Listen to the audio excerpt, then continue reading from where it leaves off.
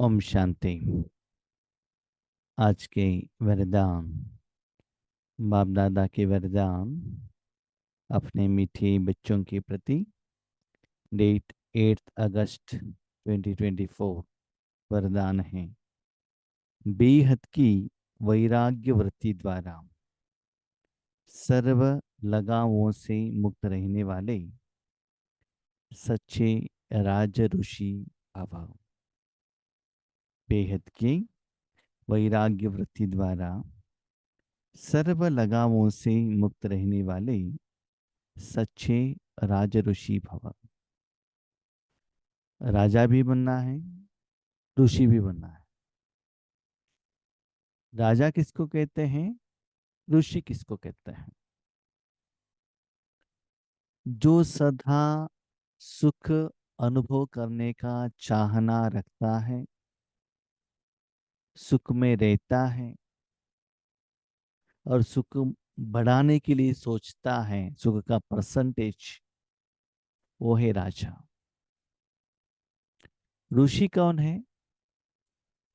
जितना होता है उतना सुख को त्याग करता है, उससे डिटैच हो जाता है, अकेले होना चाहता है, इंडिपेंडेंट, उसको कहते हैं ऋषि। तो किसके ऊपर राज्य करना है, क्या सुख पाना है, किसको त्याग करना है ऋषि के रूप में? ये क्वेश्चन, किसके तरफ हमको अटेंशन रखना पड़ेगा, इच्छा जताना पड़ेगा, वो पाने के लिए साधना करना पड़ेगा, और किसको त्याग करना पड़ेगा मन से, ये जानना बहुत जरूरी है।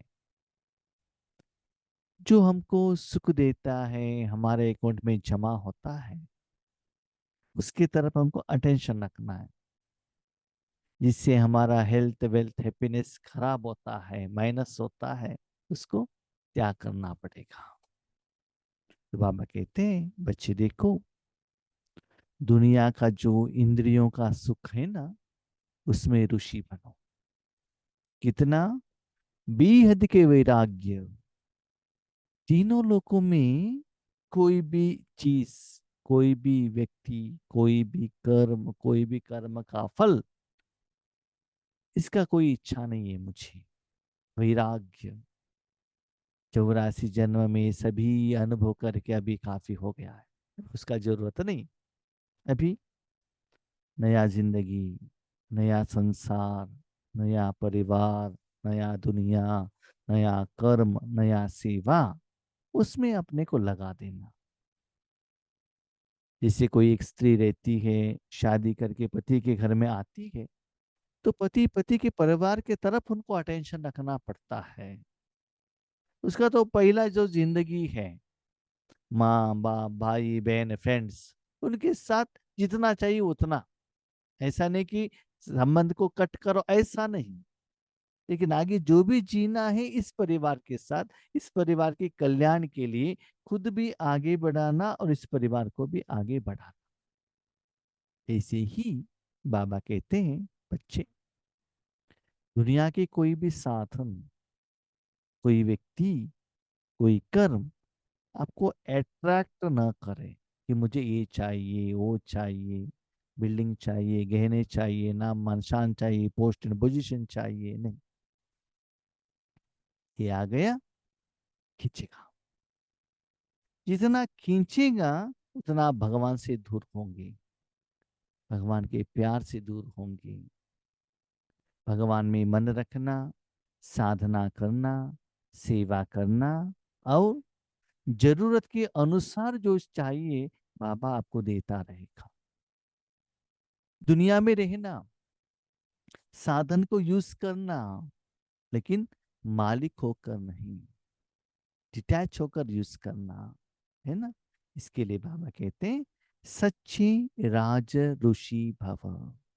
रास, निराकार रूप में जो आत्मा का कमाई होता है, उसके तरफ अटेंशन रखते जाना।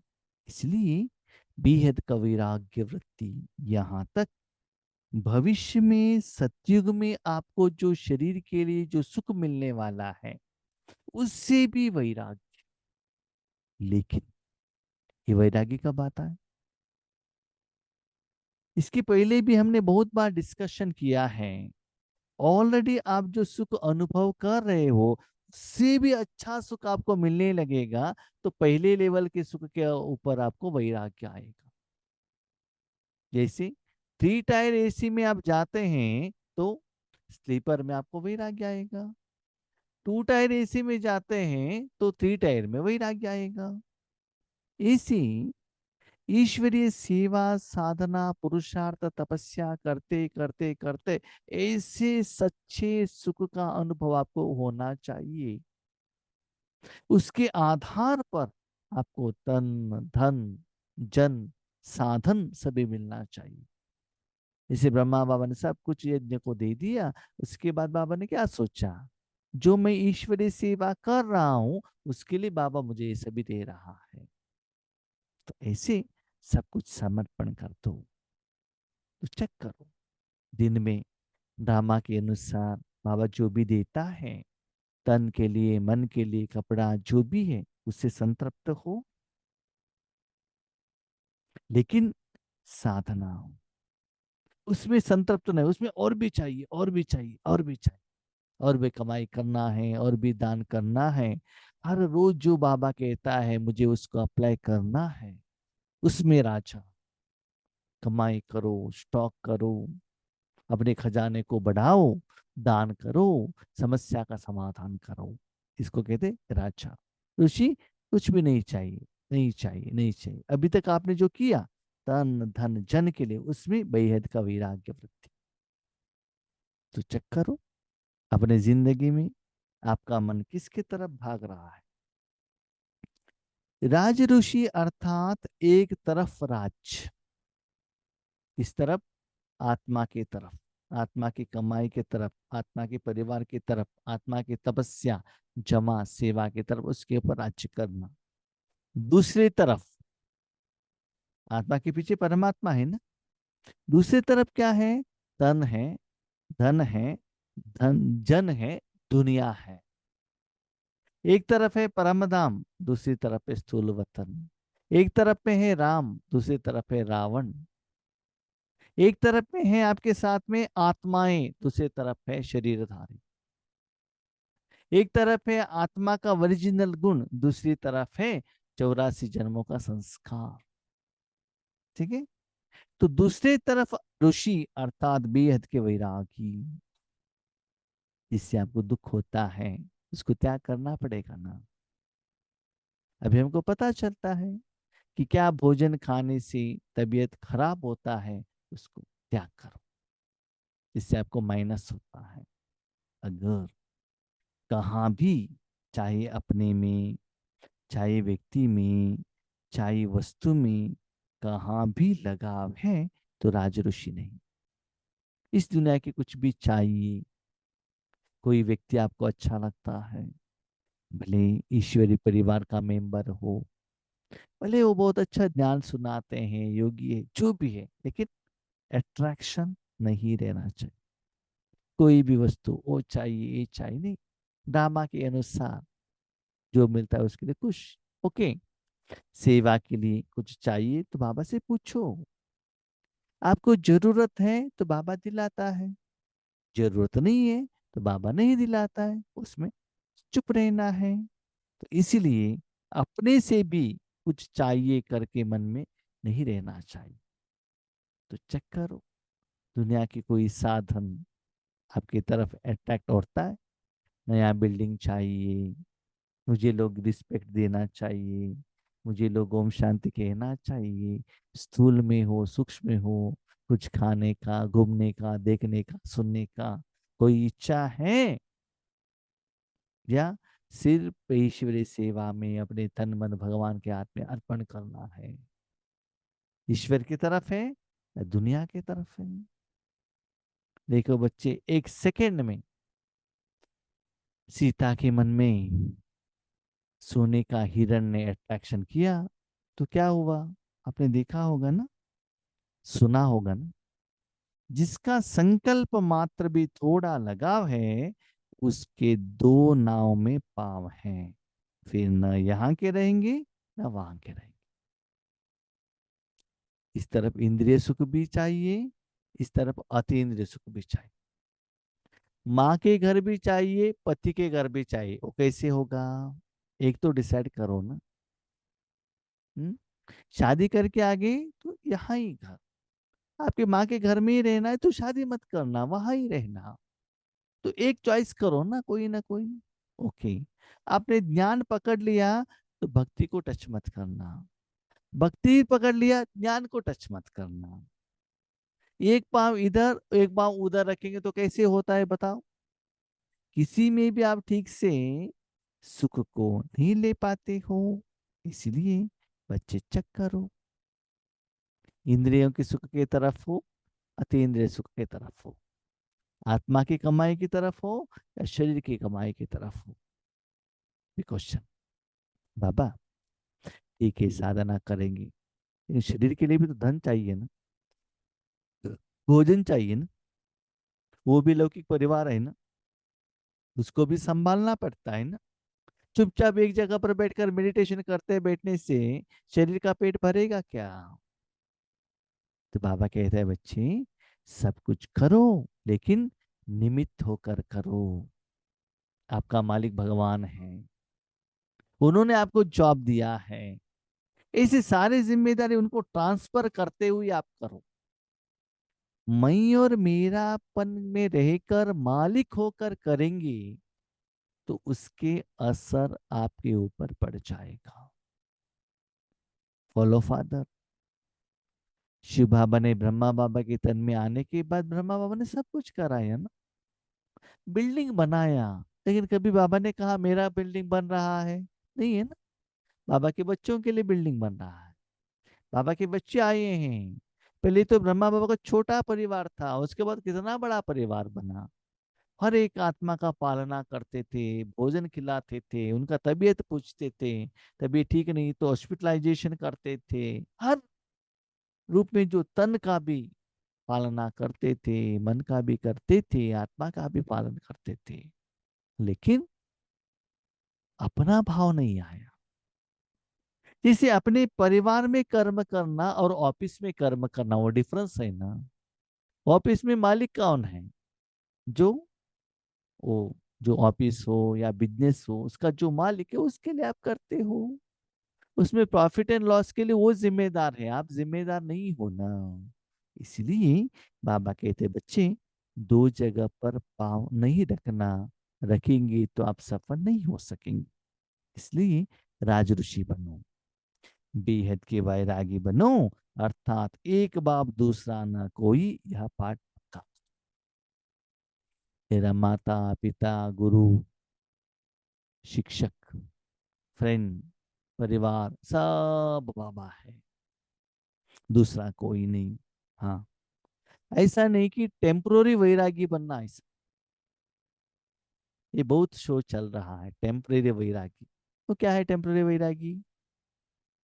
जब आप माउंट आबू में जाते हैं लोगों को दिखाने के लिए 2 बजे जाकर योग करना, क्लास करना, सुनना, तो लोग तो ये इतना अच्छा साधना करते हैं, घर में आने के बाद कुछ भी नहीं, न सेंटर में जाना, ना मुरली सुनना, ना अमृत वेले करना, ना नियम को फॉलो करना। माउंट आबू में रास्ते में जा रहे इसे लगता है बाहर का कुछ आइटम टच ही नहीं करता है। गांव में आने के बाद बाहर का भोजन सब कुछ चल रहा है। वो क्या है ना, दिखावा का वैरागी है, शो ऑफ। वो नहीं, अंदर से सच्चाई से वैराग्य आना चाहिए। वो कब आता है जानते हो?